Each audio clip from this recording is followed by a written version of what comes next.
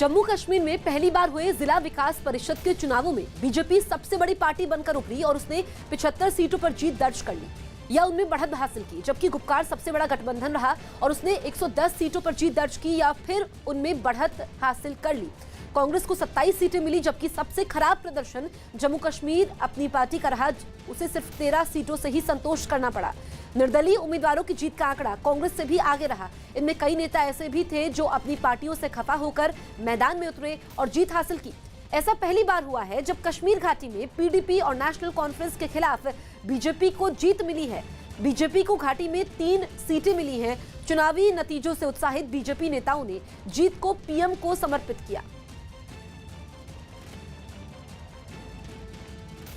Kashmir valley की जीत नरेंद्र मोदी जी को समर्पित है। ये कौन कितना जीते हारे ये सवाल नहीं है। सवाल ये है कि भारतीय जनता पार्टी के सिंबल पर इतना वोट आना। कश्मीर वैली में 2.9%, 1.6% हमें वोट आते थे, आज इतनी बड़ी तादाद में वोट आया है। और जिस तरह यहाँ के लोग अमन चाहते हैं, भाईचारा चाहते हैं, पीस चाहते हैं, जमहूरियत चाहते हैं, ये जमहूरियत की जीत है, इंसानियत की जीत है, कश्मीरियत की जीत है।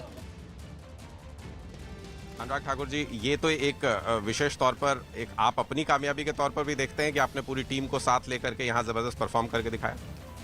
देखिए, ये कामयाबी है जम्मू कश्मीर की जनता की, ये जीत है लोकतंत्र की। जनता ने जनतंत्र को मजबूत किया और मोदी जी के विश्वास को, जो हमेशा कहते थे कि पंचायती राज को मजबूत करना है, चाहे वो प्रधान के चुनाव हो, पंच के चुनाव हो, बीडीसी के चुनाव हो और अब जिला परिषद के चुनाव 70 सालों में पहली बार मिले। बहुत बड़ा मौका था जम्मू कश्मीर के पास।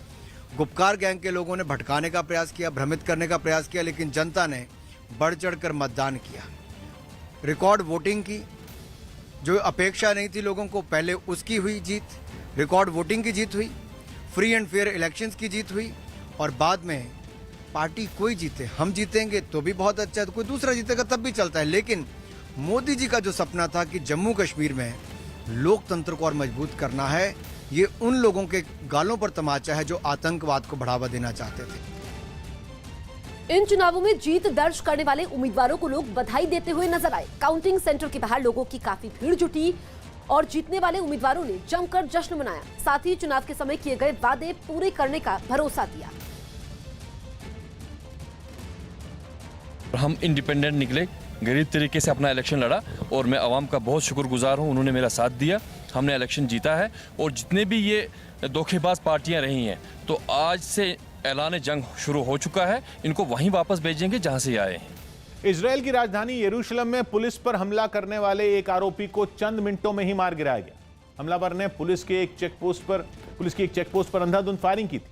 इसका एक सीसीटीवी वीडियो भी सामने आया, जिसमें हमलावर अपने पास मौजूद हथियार से पुलिस वालों पर गोलियां दागता दिखाई दिया। फायरिंग करते हुए वो वहां से भाग निकला, जिसके बाद पुलिस ने उसका पीछा किया और उसे एक जगह पर घेर कर ढेर कर दिया। पुलिस ने आरोपी के पास से हमले में इस्तेमाल हुए हथियार को अपने कब्जे में ले लिया और उसके शव को पोस्टमार्टम के लिए भेज दिया। इससे पहले घटना की सूचना मिलते ही पुलिस ने पूरे इलाके को घेर लिया।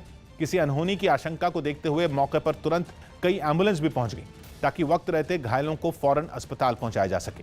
हालांकि राहत की बात यह रही कि इस हमले में कोई घायल नहीं हुआ। बताया गया कि मारा गया आरोपी एक फिलिस्तीनी नागरिक था। इटली के सिसिली में माउंट एतना ज्वालामुखी में लगातार हो रहे धमाकों ने इलाके के लोगों को दहशत से भर दिया। माउंट एतना यूरोप का सबसे बड़ा और दुनिया का दूसरा सबसे सक्रिय ज्वालामुखी है, जो 15 दिसंबर को अचानक भयानक धमाके के साथ सक्रिय हो गया था।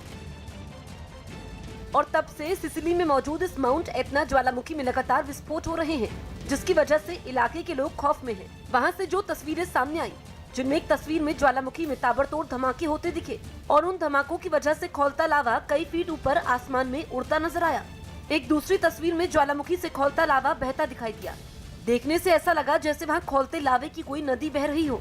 इसी तरह की एक दूसरी तस्वीर में माउंट एतना से राख और धुएं का गुबार उठता दिखा, जिसने आसपास के कई किलोमीटर के दायरे को अपनी चपेट में ले लिया।